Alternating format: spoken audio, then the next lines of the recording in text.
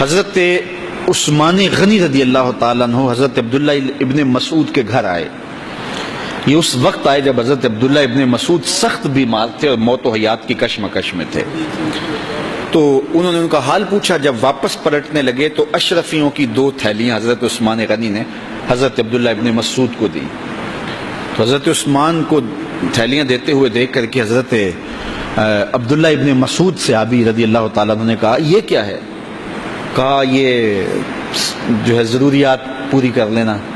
تو آپ نے کہا کہ میں تو جا رہا ہوں, میری تو ضروریات ختم ہو رہی ہیں. تو کہا حضرت آپ کی بیٹیاں تو ہیں, بیٹا تو ہے نہیں, تو یہ آپ کے بعد آپ کی بیٹیوں کے کام آ جائیں گے.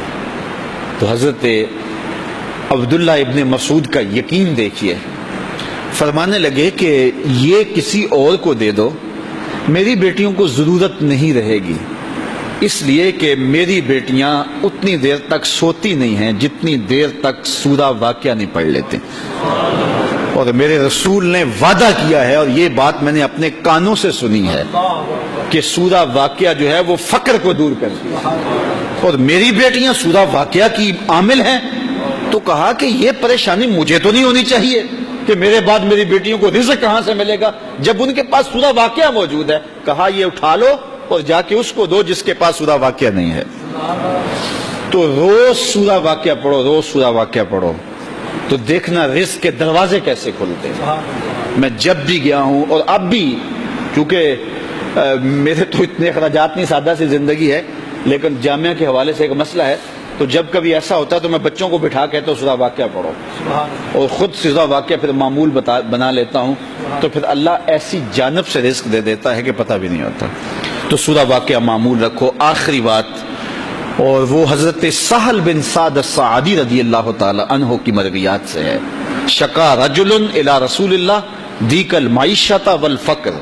ایک شخص حضور کی خدمت میں حاضر ہوا, کہا حضور تنگ دست بڑا ہوں, کثیر العیال ہوں, بچے زیادہ ہیں, ذرائع آمدنی تھوڑے ہیں, میرے لیے کوئی نسخہ ارشاد فرمائیے. تو آقا کریم نے اس کو کیا نسخہ دیا؟ یہ سب سے آسان نسخہ, اذا دخلت الدار فسلم علیہ. جب گھر جائے تو گھر والوں کو السلام علیکم کہا کرو, جو ہی گھر میں داخل ہو السلام علیکم, اور اس کے بعد ایک مرتبہ سورہ اخلاص پڑھ دیا کرو, قل هو اللہ احد. یہ عمل شروع کر دو. تو کہا یہ بالکل آسان وظیفہ ہے, گھر جاؤ السلام علیکم, اور اس کے بعد ایک مرتبہ سورہ اخلاص. اس عمل کو نہ چھوڑنا, بلکہ فرمایا کبھی ایسا ہو تو گھر جائے تو گھر میں کوئی بھی موجود نہ ہو, تو کہا عمل کو پھر بھی نہیں چھوڑنا. فسلم علیہ, کہا تو مجھے سلام کہتے نا. وہ اپنے نام لیواؤں کو تنہا چھوڑتے کب ہیں, جہاں ہم دم نہ ہو کوئی وہاں سرکار ہوتے. کہا کہ جب کوئی نہ ہو گھر میں تو کہا عمل نہیں چھوڑنا, پھر مجھے سلام کہنا, اور پھر ایک مرتبہ سورہ اخلاص پڑھ دینا. وہ صحابی کہتے ہیں میں نے عمل شروع کر دیا, گھر جاتا السلام علیکم, گھر والے بھی خوش, اور اس کے بعد سورہ اخلاص بیٹھنے سے پہلے پڑھ لیتا. اور اگر گھر میں کوئی نہ ہوتا پھر تو مجھے چاہ چڑھ جاتے, پھر میں یا نبی سلام علیکہ پڑھتا, پھر حضور کی بارگاہ میں سلام پیش کرتا. اور ملکاری نے اس پہ گفتگو کی ہے مرقات شرح مشکات کے اندر کہ آخر حضور کو سلام کیوں کہنا. انہوں نے جو لفظ کہے ہیں لفظ سنیے, وہ کہتے ہیں لِأَنَّا رُوحَهُ عَلَيْهِ السلام موجود فی بیوت المسلمین, اس لیے کہ آقا کی روح مومنوں کے گھروں کے اندر فیض بانٹ رہی ہوتی. تو کہا پھر مجھے سلام کہہ دینا. وہ کہتے ہیں میں جاتا اور حضور کو سلام کہہ دیتا, اور اس کے بعد سورہ فاتحہ سورہ اخلاص پڑھ دیتا. پھر ہوا کیا, اللہ اکبر. ہمارے استاد کہتے تھے اگر کسی کے اندر حسد ہوگا تو وہ یہ عمل نہیں کر سکتا, حسد نہیں ہے تو وہ عمل شروع آج ہی کر دے.